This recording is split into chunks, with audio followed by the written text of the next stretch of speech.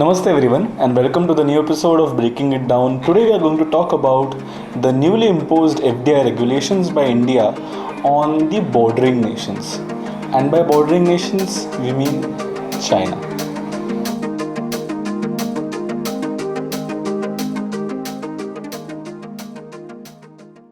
Before we go on to discuss what the notification of April 17th is, we have to understand the difference between foreign direct investment and foreign indirect investment. And we will understand this by a simple example.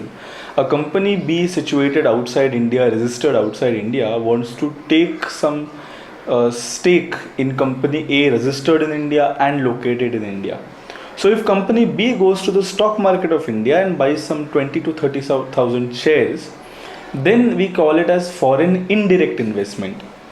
And if the company deals with company A directly and buys the plant or the manufacturing unit of company A in India, we call it a direct investment or a foreign direct investment. And India, by this notification, has curbed on foreign direct investment of companies located in certain countries. Now, India here has done two things. The first thing India has done is it has made it mandatory for all the companies situated in countries who share land borders with India to go through government route. And the second thing which Indian government has done, that all the takeovers through FDI or foreign indirect investment will need a nod from the union government. The first move says that if you are a country who shares a border with India, you have to invest in India through government route only. What is government route? The government route means that all the investment made by companies outside India and located in these specific countries will be monitored by the government. As such, there is no cap on investment or any kind of restrictions on the investment, but these transactions will be monitored by the government of India. And the second move, where any kind of takeover by the route of FDI or foreign indirect investment will need a union government's nod. Now we have understood these two actions. Now we'll go on to what these actions or why these actions were taken in the first place. We have to go to the month of March to understand this. Many European countries and some developed countries outside Europe had taken actions to prevent hostile takeovers by China. Hostile takeovers are basically takeovers by entity A to entity B by increasing their percentage of share in the entity B. So basically, not all the transactions in a country are monitored by the government.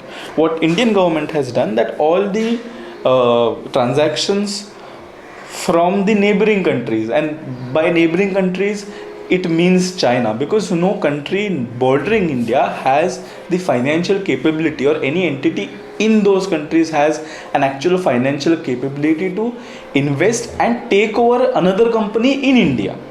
So it is basically directed towards China, and this move prevents any kind of hostile takeovers in a fashion that country starts investing more and more shares or buying more and more shares in order to control the company. So this move, the first move, actually aims to prevent any kind of control of a company. Now, you don't need to buy 51% of a company's share to control that company. You just need enough share of a company in order to manipulate the board of directors or the activities happening in the management level.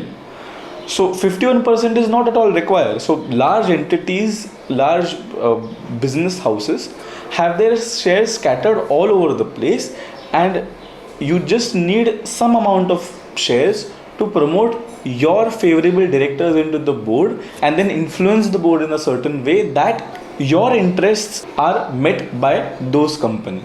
So this is the first move, is basically to prevent any kind of control by the Chinese companies into Indian companies. This move actually took place after bells rang in the Ministry of Commerce and Industry, when the People's Bank of China raised their shares from 0.8% to 1.2% in HDFC Bank. You might think that 0.8 to 1.2 is a very small percentage, but the amount of shares in the market available of HDFC Bank is huge. So even this percent of shares matters. Talking about the second move, this move directly relates to any kind of hostile takeovers. Takeovers is change in the management of a company where the board of directors, the CFO, the CEO are under the appointment, or their appointments are made by the controlling company. Again, giving you an example, that A company's 70% shares are bought by B company, then B company has right to not only appoint majority of board members but also appoint the CEO and CFO of those company. And if, let's imagine, if that company is located in China and company A is of some research development related to defense technologies, not defense technology per se, but any strategic interest or indirectly any strategic interest, then it could be harmful to any security interests of India. And the notifications does say about that. The security interest of India is hampered, and therefore we are taking such moves. As expected, Chinese authorities reacted to this move in a very arrogant manner, and they said that this principle violates the non-discriminatory principles of WTO. And what are these principles? These principles say that a country cannot treat another country in a discriminatory manner.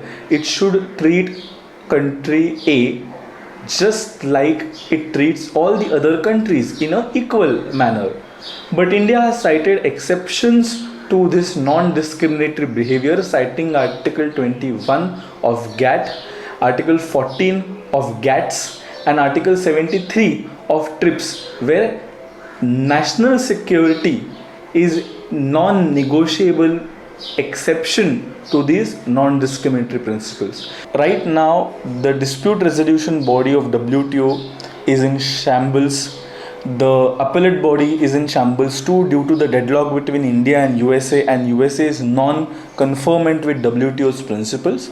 But in principle, it is to be seen whether the exception cited by India does fit into the exceptions and the precedents of public international law of exceptions to non-discriminatory behavior in international trade and law. Thank you for joining us in this video. We will be coming with another video next week. Stay tuned with Bharat, Bhagya, Vidhata. Jai Hind.